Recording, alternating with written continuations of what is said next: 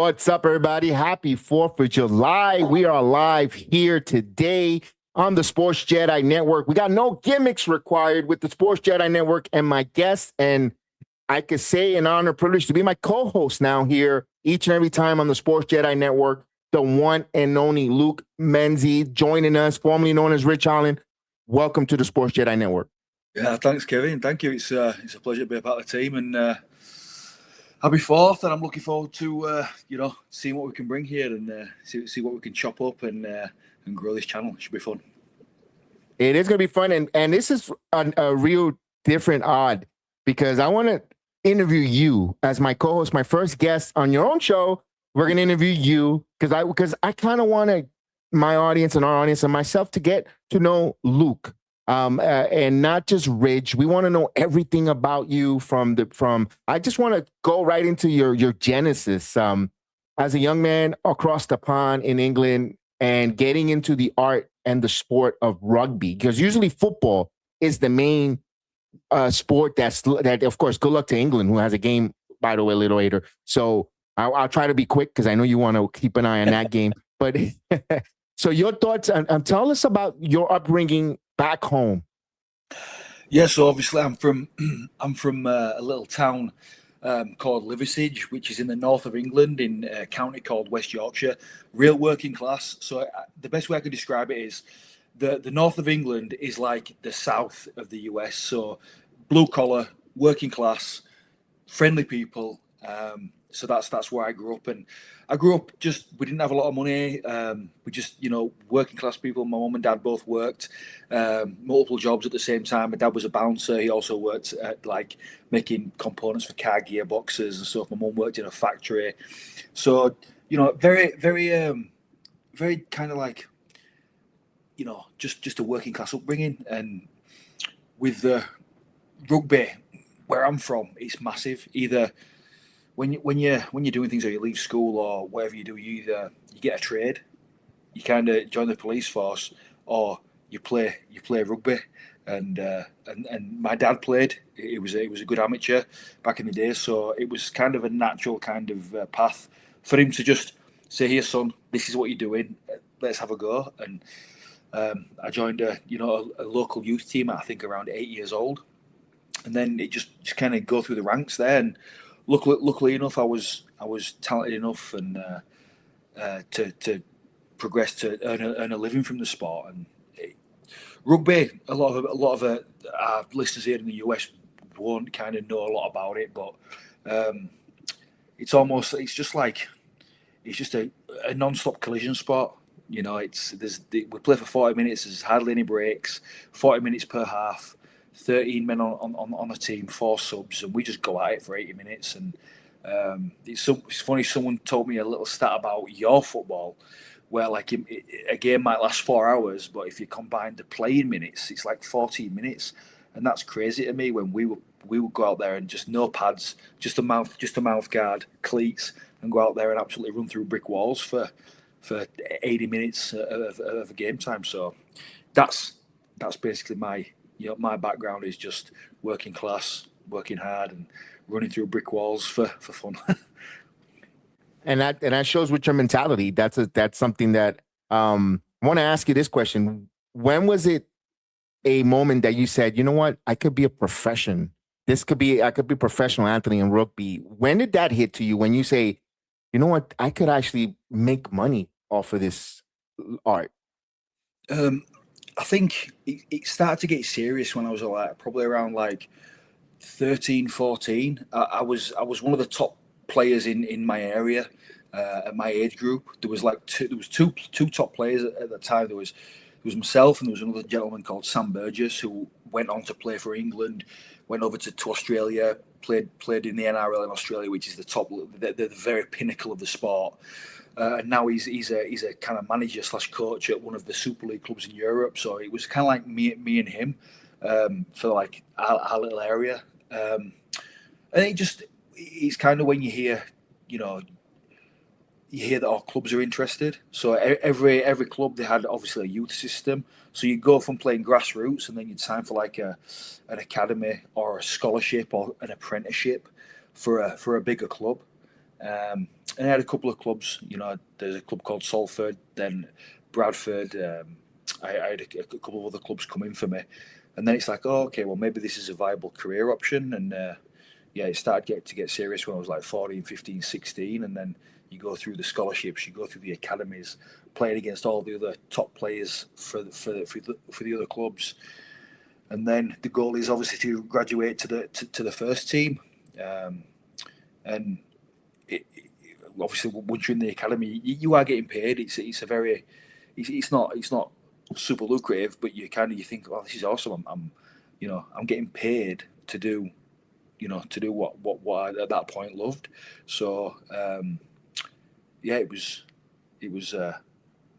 good around like 14, 15, 16. You kind of realize that, okay, there's something here. All right. So you spent over, you could say about more than decade and a half playing rugby. What lessons from rugby is still shaping your life today? Oh, that's a great question. I mean, rugby honestly shaped who I am today. It's almost like I was never the most the flashiest player. I was never kind of like a world beater or like it. But I would always work hard, and that's the thing that it always instilled in me, is just have a great work ethic, and a lot of respect as well. And there's a thing in rugby that we never let anyone get too big for their boots or too big for their britches. So they could be the best player on the team, but the lads, the team, we'd always bring it back down to earth. And it's a brotherhood. That's one of the things that I do miss. It's the camaraderie. It's the brotherhood of being in a team, and everyone. You might not like each other, in the team, but when you go out on that field, you literally lay your bodies down for each other, and then, you go out and have a beer. Yeah, it's just one of those things. Even with the opposite team, you get into a fight on the rugby field, right? But then as soon as the whistle blows, you shake hands and you have a pint in the bar. It doesn't matter. There's a saying that goes, rugby is a hooligan's sport played by gentlemen, and I can't really sum it up any more really than that. That's a good one. First time I'm hearing that. Let me ask this though. You were talking about your father and the hard work ethic and your town. It kind of feels like rugby goes with it feels like it was more installed for you from your upbringing as a child, from your childhood. And that's what it looks like, that you brought that ethic. And even currently now, seeing your story, how it played out, it looks like it came from your parents. Tell us about your siblings. You have any siblings? Your home? Yeah. Just to preface that, before we get into my siblings, my grandfather was a self-made man. He ran his own business, and he came from nothing, and I got a lot of my work ethic from him. He was a very shrewd businessman. I wish I'd have learned a little bit more off him, but I think I got my work ethic through him. And then my sisters, I've got a sister who's 3 years my junior, and then my mother and my father actually separated when I was 12 years old, and so now I've got my dad remarried, and I've got two kind of half brothers, Charlie and Harvey. I think Charlie was born when I was 15, and then Harvey came along 3 years later. So I always wanted two younger brothers, and it just how life works out. I've got two younger brothers, and I couldn't be prouder of them. They're turning out to be fine young men. Yeah. And it's good because they see you as an example. We shape the path of our younger siblings, and of course, I probably believe you must have learned a lot of stories from your older sister as well. So it's a hand in hand situation. Yeah, you've got to. It's one of those things when you have younger siblings that you always want them to try and make sure that you try and make them learn from your mistakes. And there's a big thing of you've got to go out there and make your own mistakes. You have to in life. You've got to go out there and make your own mistakes. It's just that's how you learn. But if they can make different mistakes than what I made, and then learn again, that's fine. I don't want them to make the same mistakes that I made growing up, whether they be big mistakes, small mistakes. So I always try and give them a little bits of advice. And the big thing for me is just respect, respect for your parents, respect for other human beings, and just it's nice to be nice. Things like, I see the youth of today. If we go to the to the mall or anything, no one's opening doors for people. No one's leaving doors open. No one's giving way. No one's saying please. No one's saying thank you. It's just it's a really sad state of affairs with the youth now. They're all just buried in their phones and their iPads. So I just try and kind of pull them out of that and say, listen, there's a big wide world out there. You know, I managed to move from the UK. There's opportunities out there. If you want to travel, if you want to, anything you want to do, have a plan and go for it. Take a risk. You know, don't play it safe. Never play it safe. Take a risk, you know, and obviously be nice to people while you're doing it. And speaking about that risk, when your journey in the rugby world, and tell us about that risk coming over to the United States when I presume you were scouted to be the NXT UK. Tell us about that process, leaving the comfort of your home country to a country that you might only hear about on TV or you could read on it online, but you don't experience it until you live it yourself, walking in those boots. Tell us about that journey. Yeah, I'd always believed that there was something more out there. You know, I felt like I remember being, you know, 25, 26, 27 and thinking there's more to life than this. I kind of got burnt out at rugby. And I'd always loved professional wrestling. I looked into schools, getting into it when I was like 18, but you tell the wrong person in the rugby circles and it kind of, why do you want to do that? It's this, it's that, it's fake. So you just stick with the status quo, right? And then I ended up getting married, and then on honeymoon in Cancun, the rugby club that I was playing for called me and released me while I was on honeymoon. And just so happens that after I got released, I was scrolling Twitter and I saw a tweet from William Regal, and he was kind of putting over the coaching services of the man that trained him, Marty Jones, who was a big name in the world of sport back in the UK. So I emailed Marty. He emailed me right back. Bearing in mind I'm still in Cancun. 3 days later, I flew home, and then that was my first wrestling practice. And then, you know, I think I took to it like a duck to water, and I was pretty much a natural at the mechanics of it. The psychology has always had it a grasp, but as far as the mechanics goes, I was pretty coachable. Obviously, him having contact with Regal, I managed to get a tryout 6 months later in Glasgow. And then pretty much after the first day, I said yes, but it wasn't even for the NXT UK. We wanted to sign you and come over to America. So I was actually I'd actually got a contract playing for another club in a lower league at that point. While I went for the tryout, and I remember the head of recruitment, Canyon Seaman, he said, "How easy is it to get out of rugby contracts?" And I said, "I'll show you." So from that, I came home. And when I went, I was never expecting to get signed. I was going to chalk it up to experience, you know. And then I came home, and my wife, who'd always been married to a rugby player, you know, just thought I was going through some kind of weird midlife crisis trying this wrestling thing out, right? I said, "Oh yeah, by the way, I think I'm going to have to go over to America and do my medicals. I think they want to sign me." So that was a big thing. My wife was pregnant at the time. So we went through all the visas and all the medical stuff. And we're about 2 weeks out from me actually flying out. We'd sold my house and the visa got declined. So I was left homeless with a pregnant wife. So I had to move in with my grandfather and then work on the independent scene in the UK for 8 months to prove that I was actually, you know, a professional wrestler to the US government. And luckily enough, I sent all the posters in and everything that I could find. And they approved the visa after the second lot of medicals, and then we made the jump to go over. But I remember speaking to my granddad about it. My granddad was always it was the last point of call. Like if he ever wanted any advice, the unbiased advice, you know, he would tell me straight, and he just told me to go for it. He said, if you want to do it, he said, go for it. He said, you know, he'd travelled a lot in his youth, and he'd been to the States, and I'd never been, and he'd told me stories, and I'm like, oh. He said, listen, if you want to go, just jump in, 2 feet. And that's what I did. And, you know, I'm thankful that my wife was very understanding and came with me because she was very reluctant, at that point. And we just had my daughter when we made the move. So my in-laws, it was their first grandchild. So it's like, hi, here's your new grandchild, but see you, we're moving 4,000 miles across the Atlantic. So there was some teething problems there, but it's one of those things where I always kind of had this kind of feeling that I was going to make it work. It was like, if I'm taking this risk and I'm moving people around and I'm making people feel a little bit unhappy with us moving, there's this pressure on me to make it work. I have to do everything in my power to make this work. So along with taking that risk of moving came the pressure of following through on that risk. And when you did finally get to the United States, you landed in which state in the United States? I was straight to Florida. It was so you're okay. Oh, all right. Yeah. And now, what a big clash from just the climate alone. Yeah, I mean, even it was.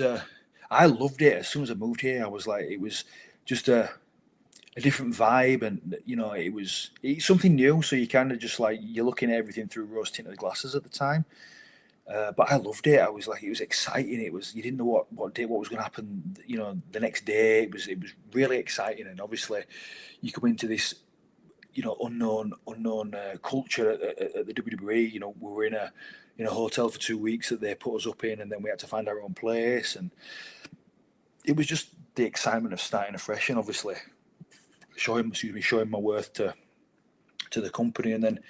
As soon as we landed, it was like, okay, bang, here we go. We're straight into the PC.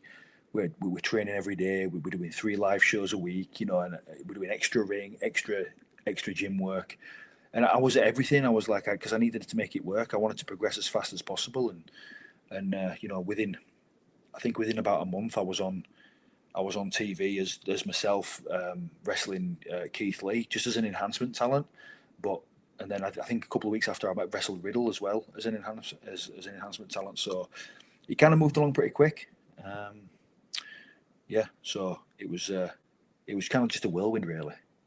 Let me ask that: when you got in the ring at that short time, showing up on NXT, do you feel that as a compliment because they entrusted you to be in the ring with those type of veterans? Though, looking at that now, hindsight is 2020. Seeing who you're in with Keith Lee at the time was set up for, I believe, the North American title run and the world title run. Riddle, what he would before getting elevated.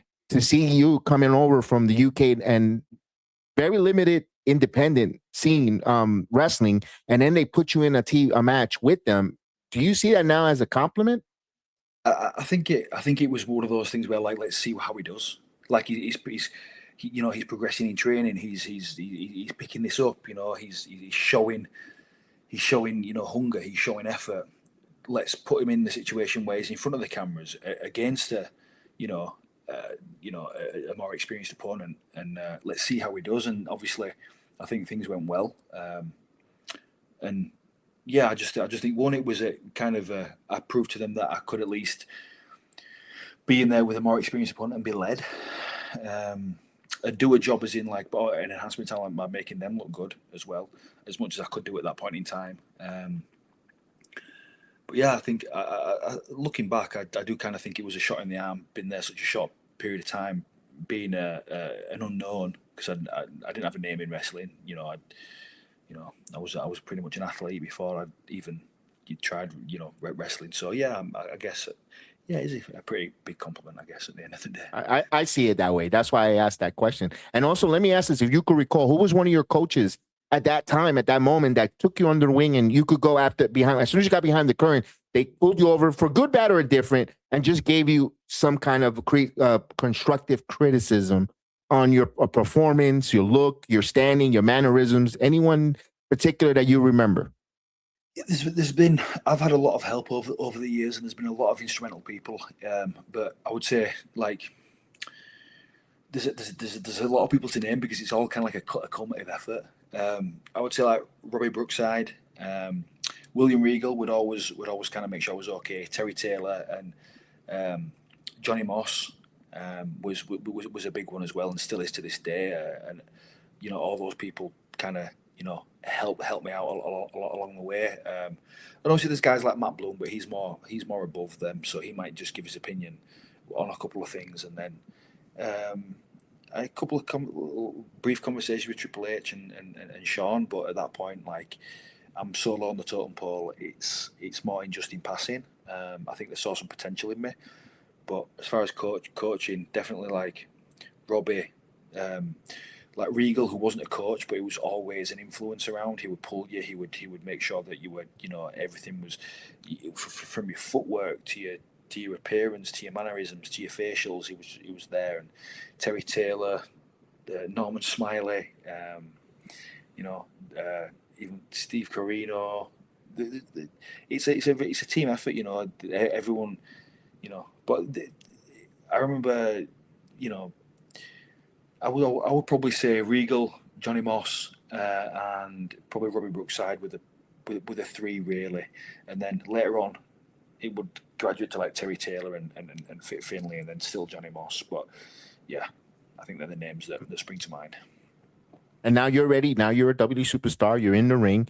Tell us about when you had to do that coconut circuit, when you had to travel across the whole state of Florida to wrestle in those different house shows. And tell me how that experience was, because not everyone talks about it. Everyone talks about the Performance Center, only in the Performance Center. But when you did that run on the coconut scene, did you feel like I'm a superstar because I am driving and I'm going elsewhere out of my comfort zone? It was never like I felt like I was a superstar. It was always like, okay, every opportunity that I got around wrestling, irrespective of the setting, irrespective of the dynamic, it was always about, okay, what can I learn here? What situation, even if I wasn't wrestling on the show, you'd be watching, you'd be seeing what the guys did, you'd listen to guys put the matches together. Like, you got to remember, when I came in at that time in 2018, that was when kind of like Black and Gold NXT was going. We had so many talented people. Adam Cole, Roderick Strong, Tommaso Ciampa, Kyle O'Reilly, Bobby Fish, Keith Lee, Matt Riddle. There was a ton of, and I'm probably missing a ton of names out there as well. But so being at shows with those guys, even like guys like Chris Hero and people like that, and like Pete Dunne as well, that I would always come across, Tyler Bate, who were a lot younger than me, but still were older than me in a wrestling sense. So just everything was a massive learning curve. So you would sit by, you would say, hey, guys, do you mind if I just sit here while you put your mats together? And you try and see how it all worked and how it all, put in. But I remember, those shows, and you'd find that you'd get a match on the show, and I'd always put a lot of pressure on myself, like I don't want to mess up, and I wish I'd gone into it with a more laissez-faire attitude, and I think that would have helped my creative juices a little bit, just by being a little bit blasé. I almost kind of like, especially with my wrestling, because I loved it so much, I almost like smothered it to death, if that makes sense.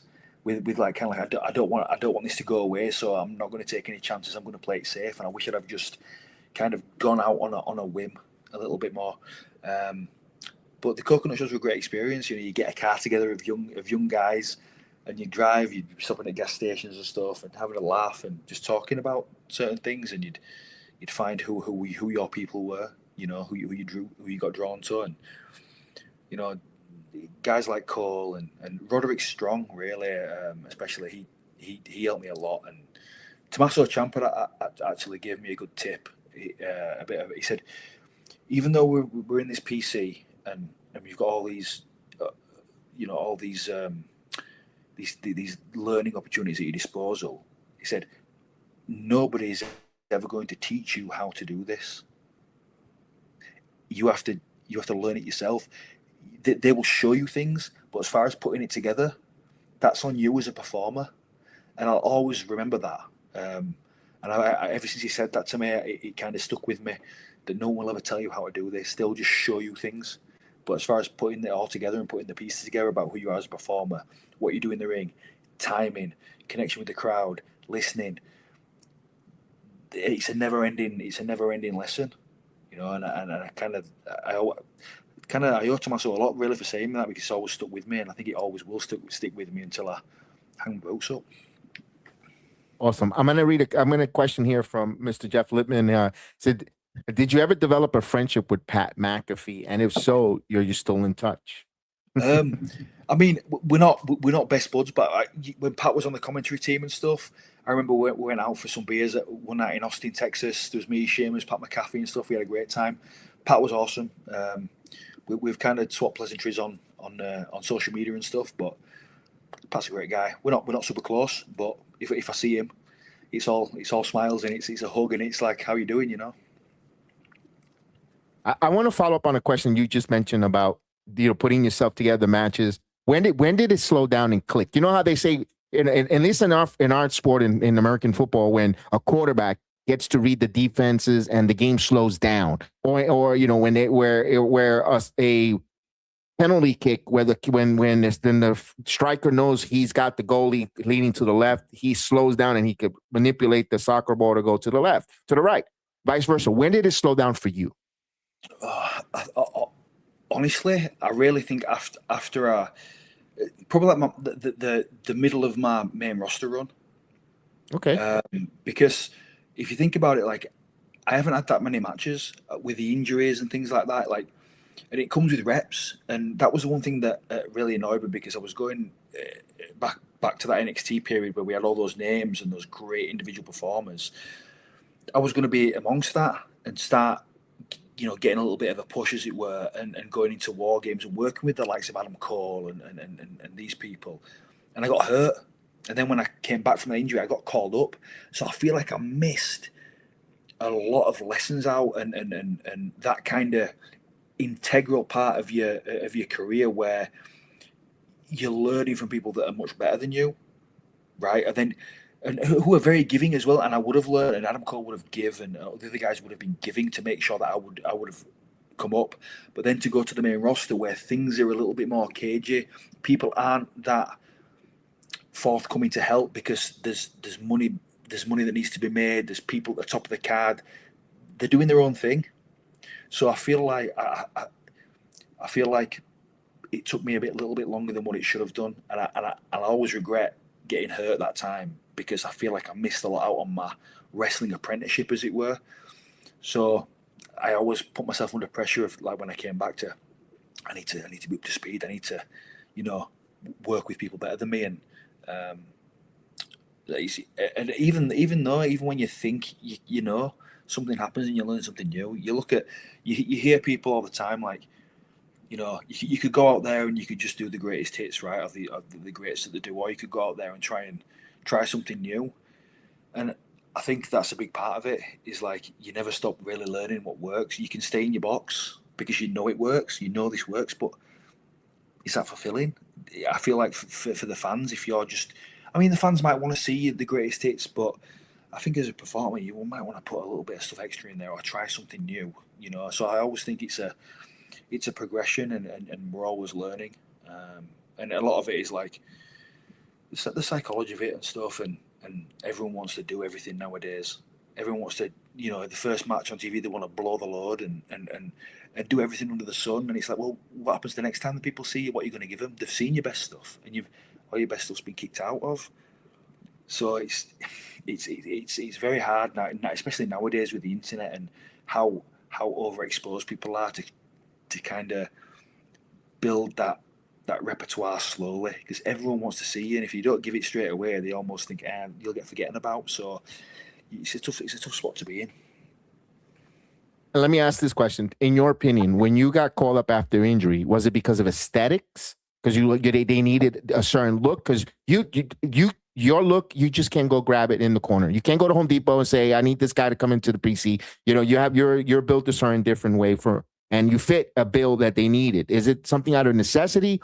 Because it kind of seems like you could have benefited staying in NXT a little longer and possibly had a singles title run, whether it's the North American title or the NXT title, just to present you as a world champion till you get that next level of elevation as a singles title. Because we know later on you're gonna have success in your tag team. But your thoughts there on why you were called up after an injury instead of benefiting you staying down low? I honestly don't know. There's so many things that go on and decisions that get made that are above our pay grade. Am I grateful that I got called up? Yes. Do I think it was the best for my career? No.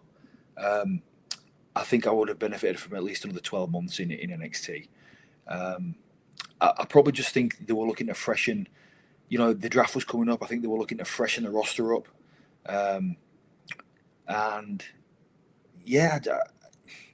It's weird. I really don't know what the genesis was of the idea of calling me up. I remember we had a big all-in meeting where everyone was in the ring wrestling, and Vince walked through, being led by Triple H. And I can remember at the corner of my eye, Triple H pointing me out and saying he's obviously potential. I'm guessing that's what he's saying. He could have been saying I was terrible, but I don't know.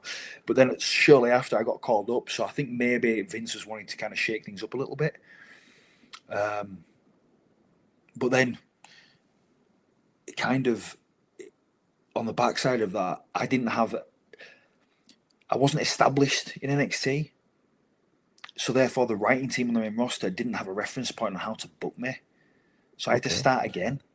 So, and then you get put with Sheamus, which is a fantastic opportunity, but there's a ceiling there. He's always going to be the pivot, the point man. He's always going to be the main man. So as far as a performer who wants to grow and be given more time and show what they can do in the ring, he kind of stifled a little bit. And I feel like that was the case. Was it a great experience? Did I learn a lot? Yeah. Do I think it could have gone a lot better? Yeah. But I think if you ask 98% of wrestlers that, I think they'll probably give you the same answer. So, yeah, let's talk about getting in there with the Brawling Brutes, getting together. You just mentioned about possibly a ceiling cap, but when you get placed with the Brawling Brutes, samer folks from your side of the pond, what did it make you feel like a sense of not comfort, but I'm going to make magic, but with mates that know from my region, that know where we come from, what we live and what we go to, rather than some total opposite strangers? How comfortable did that make you feel that you're going to work with Pete as well as Sheamus? I mean, it was hard because we didn't really know what ideas they had for the group. We didn't know kind of what direction we were going in. We didn't really know what they wanted.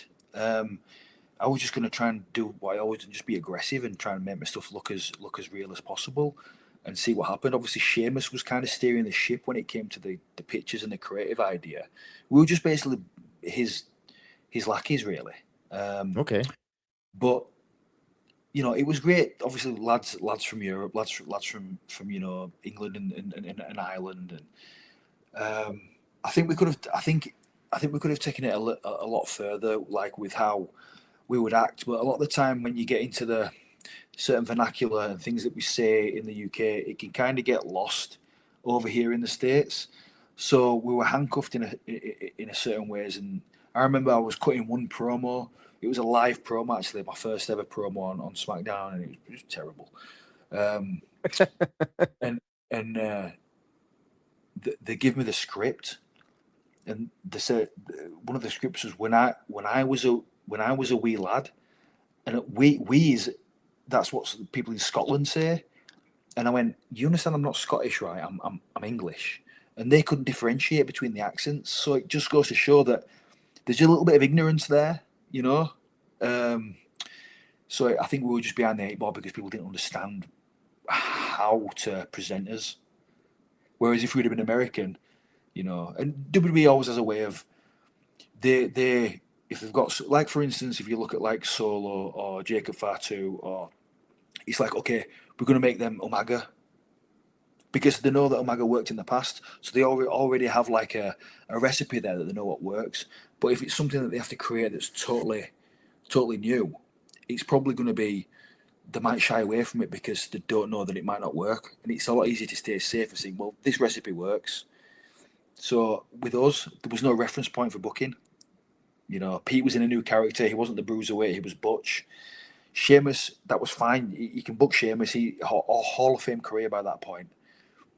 For us, it was kind of like, we'll just turn up to work, do what we're told, do it to the best of our ability, and hopefully it works out. One thing that me personally, because look, I see this in the United States a lot.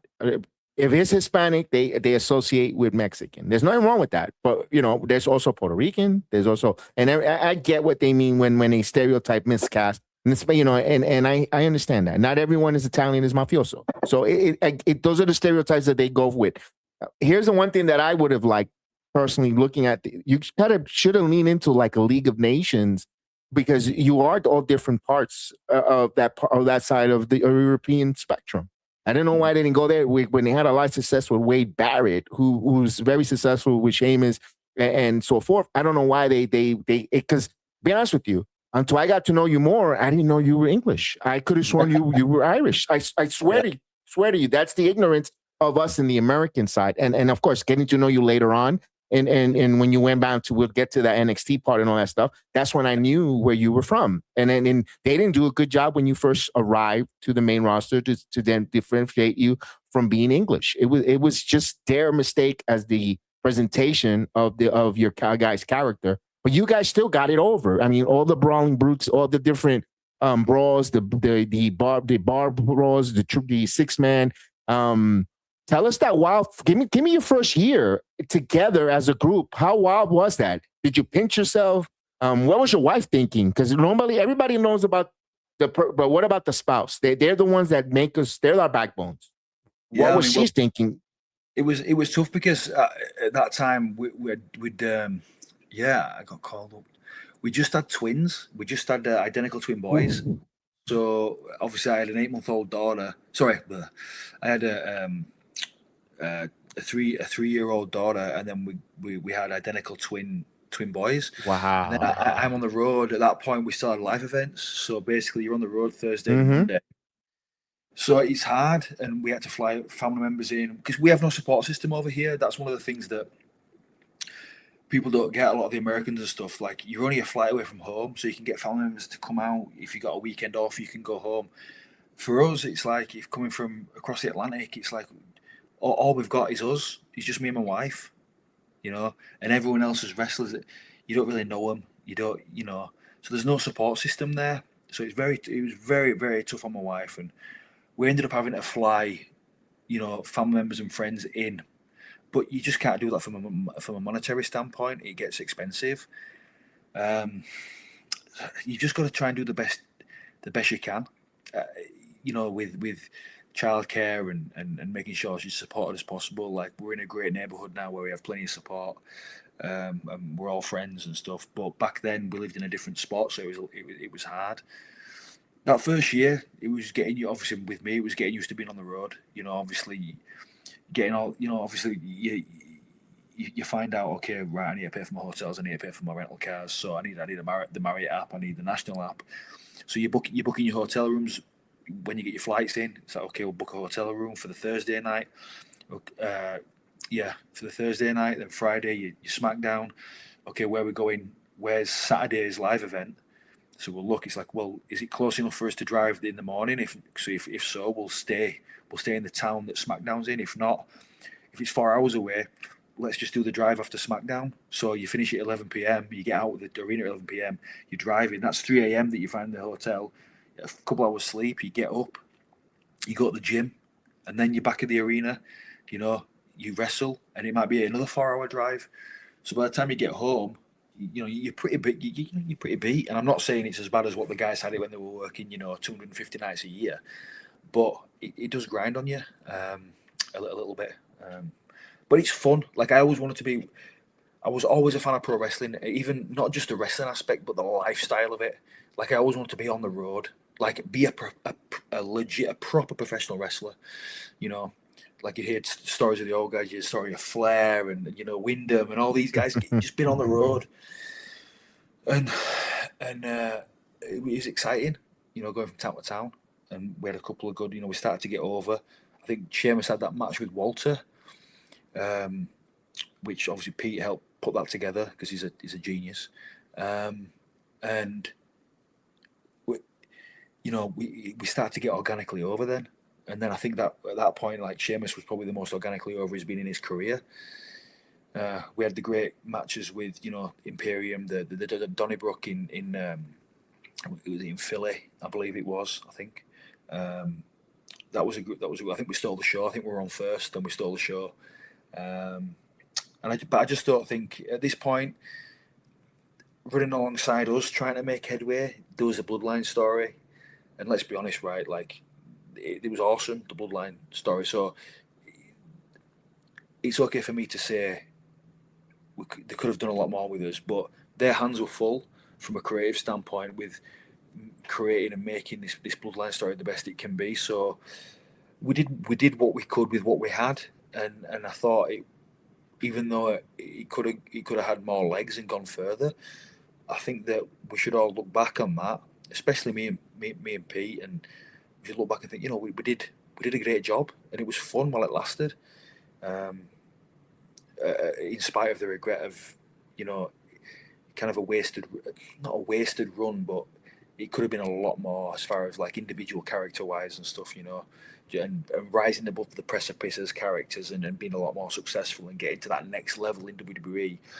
That's what we wanted, but we never got. Just circumstance. Yeah. I have I have a question that I always wanted to ask. When Pete used to come out maniac and you had to hold him back, how did you hold the laughter for coming? I saw you one time smile. I saw that same smile one time on you on SmackDown, and I'm like, how is he not laughing? How did you contain so? Because Pete looked like he's the funny dude when he wants to get into that maniac role. Yeah, you know, and he jumped into that role with 2 feet and made it great. You know, I remember we had a live event in Paris, and they were doing a soccer chant, and it was like they were clapping, just going Butch, Butch, all the arena, and I'm like, this guy's made this character. He's taken literally a character that meant nothing, and got it over. But it's one of those things as well. If the company doesn't want you to be over, you won't be. You know, They have to run with you. So you could get there, but if they don't put the machine behind you and they don't present you as a star, you will not be perceived as a star.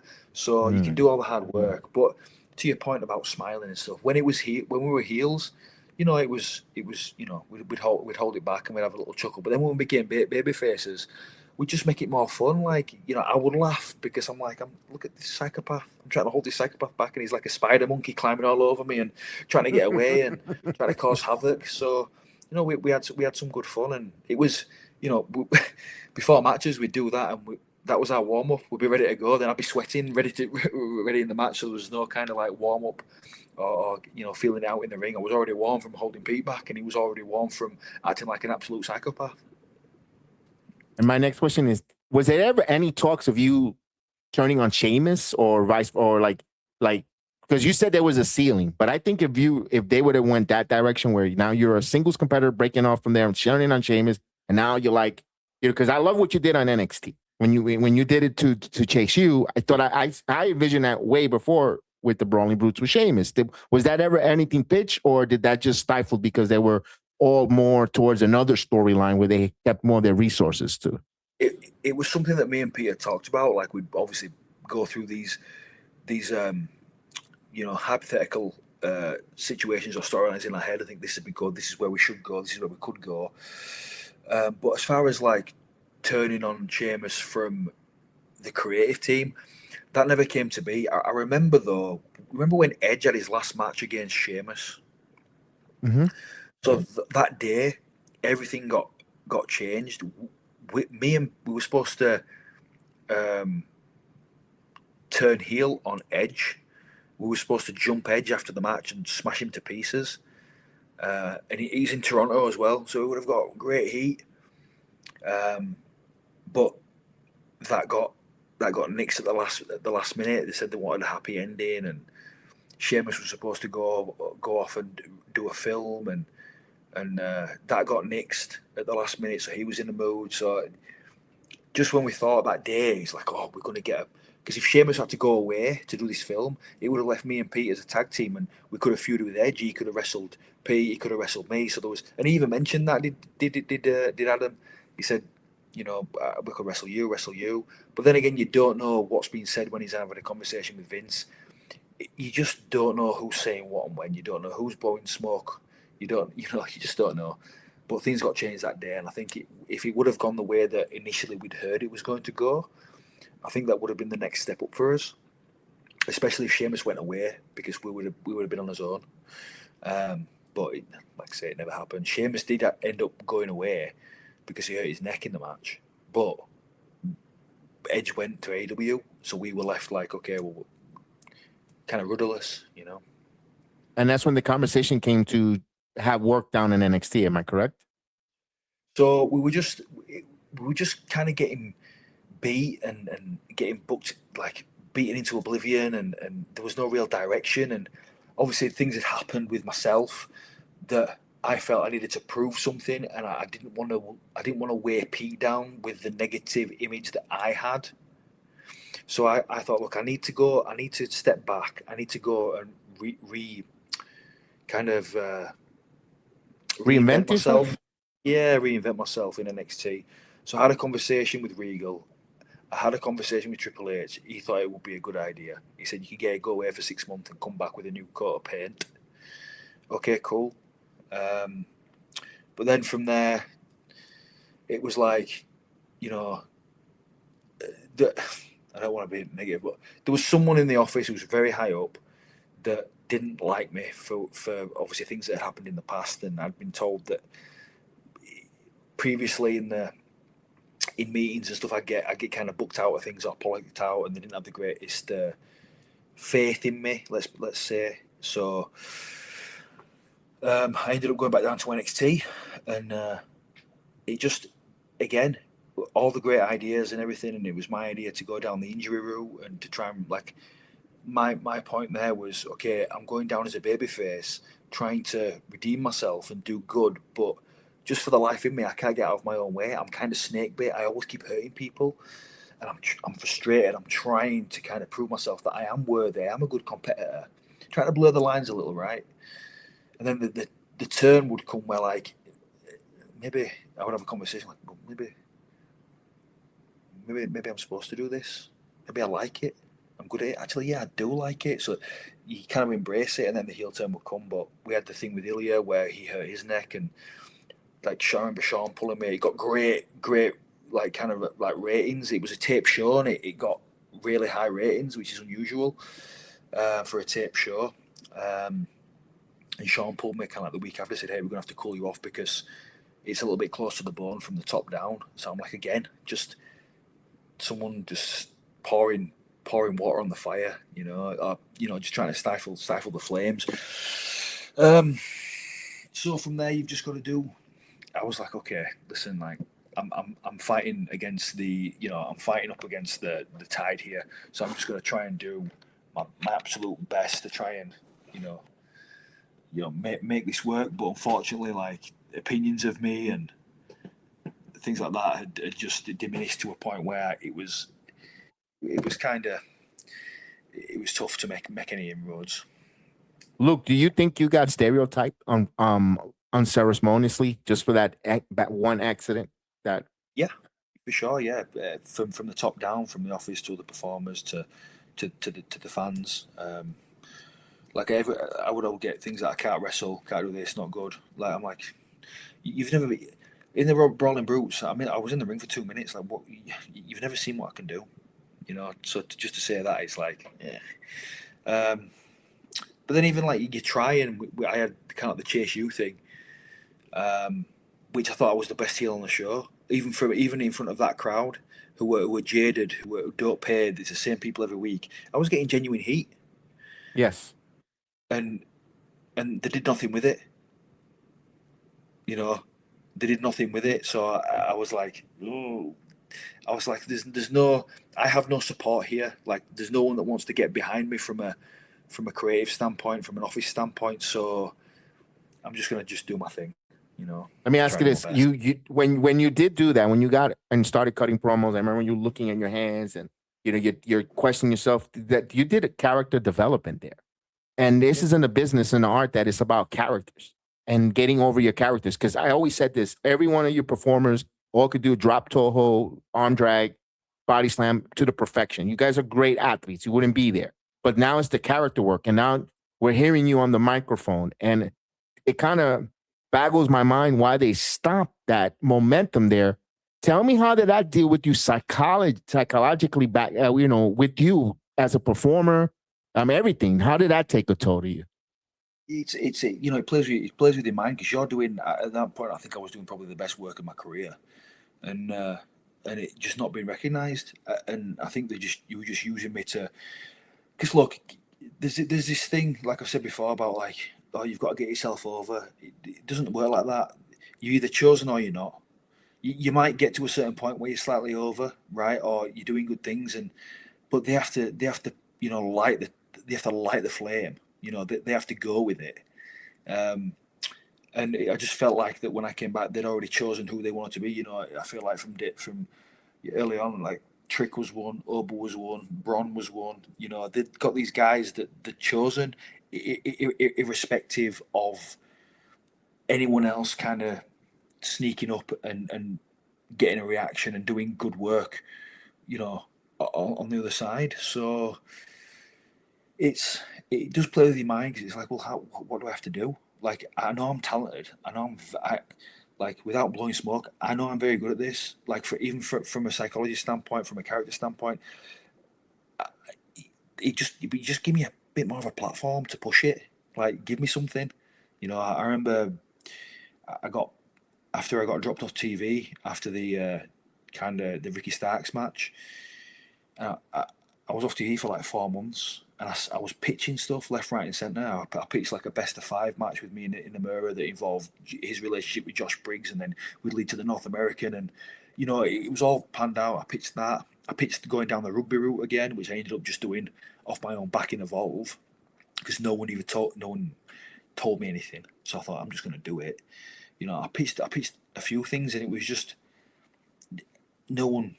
There was no bites. It's just didn't have any plans for me. So whether that comes from them or it comes from, you know, above, I don't know. But I just feel that, like, from having all the potential earlier on before the call up, to then just being kind of thrown on the scrap heap after doing the best work of my career, it plays with your mind, you know, mentally. And I'm not saying that I was, you know, Dusty Rhodes or anyone like that. I'm just saying that for me, like, it could have been a stepping stone to do even greater things, you know. So yeah, it's just When you get, let me ask that, you're not being used and involved, you're off of television a little bit, they're looking for something to do scramble wise, but then the opportunity comes to have a match with Moose in TNA. Tell me how that goes. Is that TNA requesting for you to work with Moose, or is that them volunteering you to go work for TNA in the collaboration? How did that come to fruition?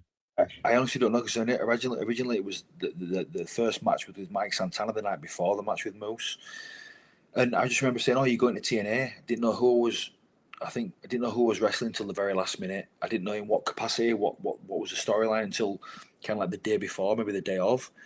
So it was all very last minute. It's like, here's your plane tickets, and you go into Canada to wrestle for TNA.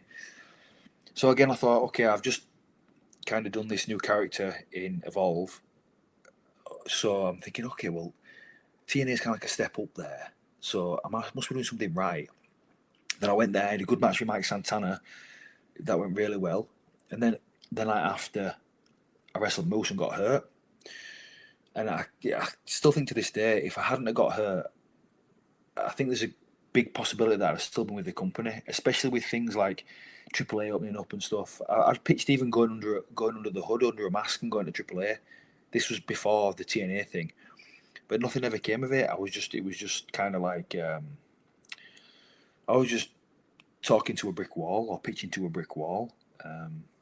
But I honestly think that if I hadn't got hurt, I'd probably still 70% of me thinks that I'd probably still been with the company. Let me ask this: before the night before, if you could remember having that injury before Moose, when you had your match with Mike Santana and you were working in TNA, how did that, before you didn't even know the injury, did you recall, like, wow, I had a match with this guy here and this other company? It feels good to be appreciative. Or what was your thought, if you could recall that thought process? I felt like just freedom, and the vibe in there was good. The locker room was great. You know, it was just a totally different vibe. You had a lot more freedom. And you were just around guys that wanted to be pro wrestlers. Like, it weren't like in NXT, it weren't a bunch of athletes that were just getting told what to do and being robots, you know, which is what they are really. It's like they get these athletes in and they build them from the ground up, turn left, turn right, do this, do that. These guys were professional wrestlers, and it was just a different vibe. It was a good vibe, and I really enjoyed my time there, even if it was for like a day and a half. And then I happened to have a decent match with Mike Santana, which really helped my confidence, because my confidence was real low at that point. Like, I didn't know if I could hang, like, because of things that had gone on. And then I think if I'd have just carried on, like even the Moose match, we were going to have a good one. And unfortunately, it went sideways, you know, obviously with the injury. But TNA was great. The guys that were there, you know, like Eric Young, and, you know, you got Brian Myers, you got Dolph Ziggler. Oh, sorry, Nick Nemeth, you know. Moose, Santana himself, you've got the Hardys, you know, there's a ton of guys there with great experience and that are still passionate about the business. And it was was a good experience. Awesome. And of course, the injury happens. Then you were told you're not going to be renewed, and then now pretty much the world crumbles a little bit for the moment. But I always say this in life: when one door closes, another one opens. But it's easier for me to say it behind a keyboard, and we're not going through it. Tell us that process of that whole. You have 3 children. You're with your wife. You're in another country. I mean, I could imagine just talking about it gives me a little bit of anxiety and hard to breathe. How did you feel? It was, you know, it was brutal, and it's like recently you've only just pulled yourself out of depression. You know, like it's tough. You know, you don't know when your next paycheck's going to come from. You don't know if you're going to pay your bills. At that point, the biggest thing was that obviously I'd got hurt. I couldn't work.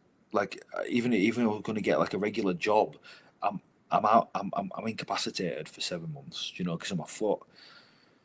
And then usually what they would do is they would tag the injury time onto the deal. So at least I would, if I'd have got paid, and then they said, hey, listen, we've paid you, we've got you healthy, we're going to part ways. I would have been like, that's totally fine, and I would have gone somewhere else. I would have carried on wrestling. But now, because I was like, wrestling moves so fast, and obviously I had my neck fixed too. Yeah. It's been 9 months since I last wrestled, and the wrestling world moves so fast. I said I'm going to get forgotten about, and it's going to be harder for me now, going out on the indies trying to find bookings to kind of start up again. It's going to take time, and I will. You know, I'm going to give it the best I can, and try and just have fun and kind of reinvent myself and not put myself in that position again, and not be so, just not have my mind messed with a lot of the time like I had with the company, and give everything and trying to be a good employee, and not getting anything in return really, and trying to be good at the craft, trying to do this, doing everything, and for what, you've got guys that can't even walk straight, and they're getting everything given. You've got guys that can't talk, that don't know what they're doing, and they're just getting everything given. So what, I would always do that and try and be the best that I can for me. But I just think I would have done it for me a little bit more, and maybe not cared as much about the company and cared more about me. If that makes sense. Yes, because at the end of the day, don't they say you guys are individual contractors, independent contractors? So you have to think about the independence of Luke Menzies. That's the way I see it. You're under the umbrella. Yeah. Yes, they give you a ring and a platform and a venue, but you are your own independent contractor. That's right, and I just think that I wish I would have seen it a bit more as a business, as far as like, actually these people are going to help me. Yeah, to a point, people do help you, and there's people to learn from. But going back to what Tommaso said, no one's going to show you how to do this. But you, but me, So I just wish that instead of trying to stay in the good graces of the company, I just wish I would have kind of stuck to my convictions and stuck to what I wanted to do and wrestled how I wanted to wrestle, rather than thinking I need to do this because everyone else is doing this, or I need to do this because that's what they want. But, hindsight's a marvellous thing, and the lessons that I've learned over the past, 7.5, 8 years, I can now kind of take that into the next chapter of my career, wherever that's going to take me. I would just love to get somewhere and enjoy wrestling, give some value and help, and the main point is he's enjoying wrestling again, and obviously I still think I've got plenty left in the tank. I started wrestling at 30 years old. I was late in the game, that my body, even though I've had a ton of injuries, my body's now, with the rehab that I've done and the training that I've done, I feel better than ever.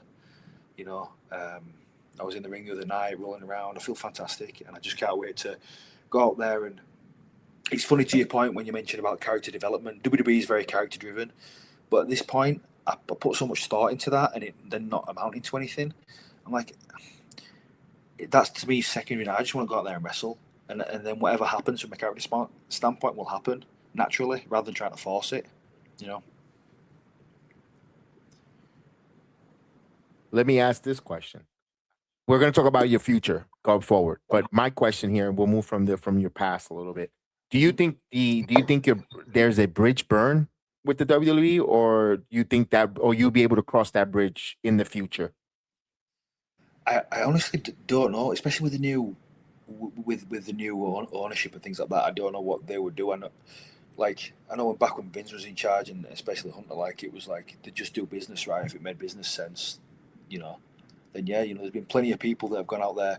And let's not forget, uh, have I have I really done anything to burn a bridge with the company? I'm the one that got Mm. shoved out the door and not been able to work and stuff. If anything, they've burned a bridge with me. All I've done is tell the truth about what happened. So I'm really tired of this thing where people who leave WWE like are scared to say how they feel because of how they might be interpreted within the WWE. It's like just tell the truth. If you feel a certain way, tell the truth. I always think that's the best thing. Like, one, you're going to feel better in yourself for telling the truth instead of harboring onto these feelings.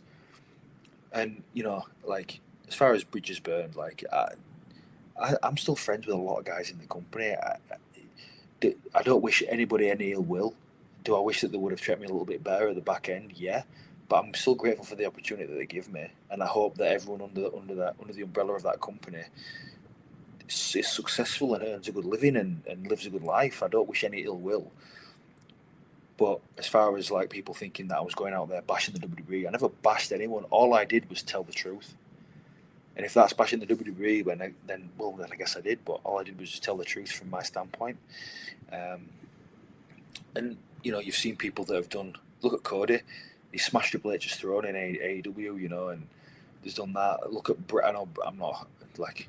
Look at Brett. All the stuff that he went through. Managed to make amends and come back for that short little run that he did. In the 2010s or whatever. There's been people that have come and gone. So I don't know if the door's going to be open. It's just my job now and my thing just to go out there and enjoy myself and have a good time and work with all the great talent that's out there in the Indies that might not have got an opportunity. And if I can try and shine a light on someone, I will do that. And obviously, I still want to improve. I still want to get better. So I'm still hungry. I'm still not satisfied. I will never be satisfied. So I just want to go out there and prove to myself that I can be, one of the best heavyweights out there. And that's how I feel. Well, you told us, took us in this journey about your parents and your father and your grandfather working hard. Now tell us about this that ethic that you're bringing to in your physical fitness as a motivator, as a physical fitness trainer as well, and also and your new adventures here. And I know now you're going to be seen here talking with me and probably interviewing, talking about the World Professional Wrestling, but your other adventures that you're going on to so people could find you and want to know what you're doing next. In the next chapter of your new career? Yeah, well, I'm an online coach, and fitness has always been something that I've been a certified personal trainer since I was like in my early 20s, and I've always interested in fitness. So I'm an online coach. I've been coaching for a while now. I coach with a company called Silverback. It's run by a lady called Ali Gilbert. So we cater to businessmen probably over 40 that have probably sacrificed their health to build a business, and now they need someone. They have someone to manage the money, they have someone to manage the taxes, they have someone to manage the schedule. But what they don't have is someone to manage the health, and that's where I come in and we come in. So that's our kind of like target audience. But something that we're going to be opening soon is kind of like more of a semi-customized product, which I will be running, and there'll be things on my social media that's coming up about that, and that's going to probably start coming up in the next couple of weeks, and we cater to everyone. So if you want to lose body fat, gain lean muscle, if you're a pro wrestler, if you're a housewife, if you're whatever you are, we're going to come out with a really, really cool product that's going to help improve your health, and we've got opportunities where you can get your blood work done, and we can optimize you in certain ways and things like that. So yeah, it's really exciting, and I can't wait for that to come out. And then obviously with the wrestling, I think in 10 days I fly out to the UK. I've got a little bit of a tour in the UK, which I'm really looking forward to. But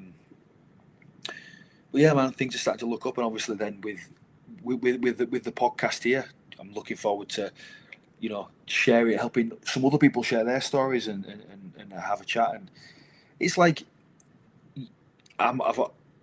with things that I always do, I never know where they're going to go.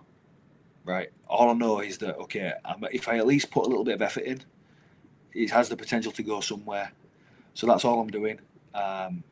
Sometimes do I feel like I'm spreading myself too thin? Yeah, but sometimes we have to do that. So at the minute, it's kind of just put your effort in, work hard, be smart, and hopefully things flourish. You know, you've got to water the grass, as they say. So the water for me is the effort. You know. Well, I like to hear that. And also, I know you're going to the UK scene. And one thing, how long has it been since you wrestled in the UK? 3 years, I think. 3 years. It's actually been 3 years since I've been home, I think. Wow. I've visited friends and school friends and stuff. So it'd be nice to. I'm there from July.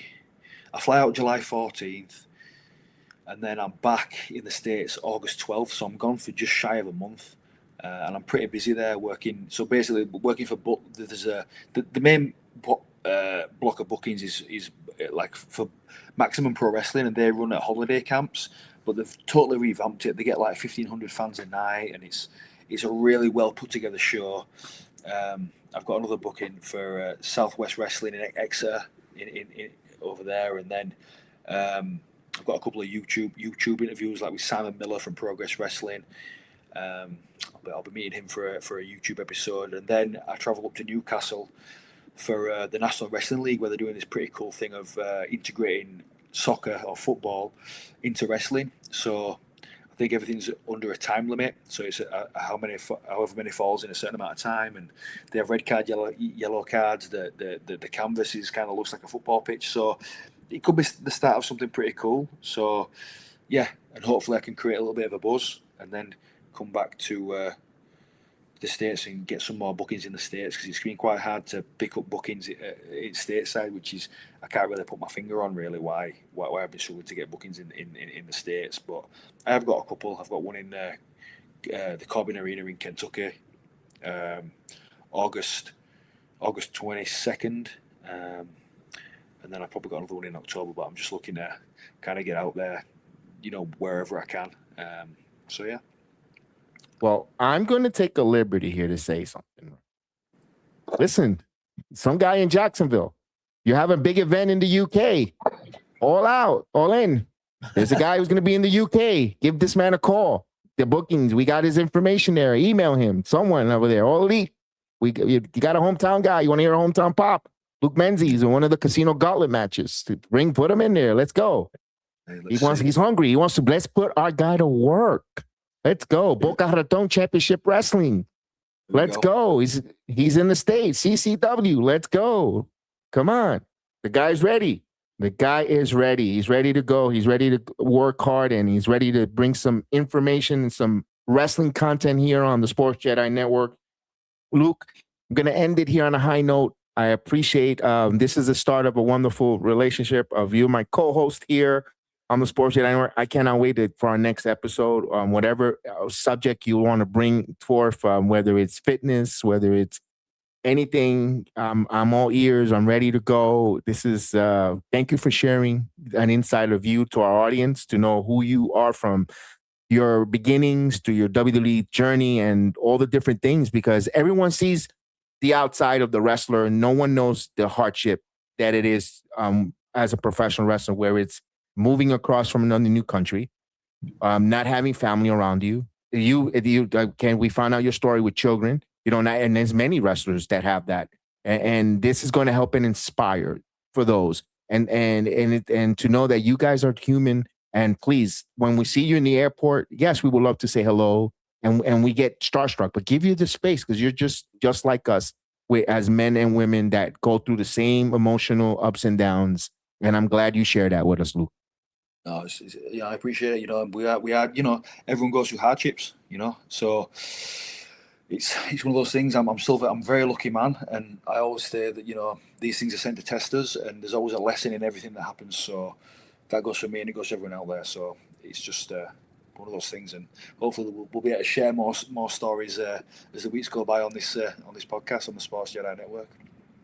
Yes, and by the way, I would love to hear some of the stuff that is happening in the UK scene, in the independent scene. At least for me and my audience here, we want to know what's going on over there as well, because it's not always peaches and cream. It's not like here in the independent scene in the United States. There's also independent scenes across the point, Colm. Yeah, all right. There's some really good promotions over there. Progress, Rev Pro, just to name a couple. But yeah, there's definitely some work over there. Yes. So with that said, this is the Sports Jedi Network. No gimmicks required with Luke Menzies here on the Sports Jedi Network. We appreciate everyone. Have a safe 4th of July. I always tell this to all my streams on the weekends. Always be aware of your surroundings. If you're consuming, make sure you have an Uber driver or a designated driver. Arrive alive. Also watch the kids, the animals, the puppies, the cats with all the fireworks and all that. Be safe. And of course, thank you for all the men and women that sacrifice to make all the freedoms, whether it's the armed services, the civil service, and all the men and women in the hospitals, where doctors, nurses, and all the orderlies. Appreciate you guys here. Stay safe, and may the sports be with you here on the Sports Jedi Network. Thank you.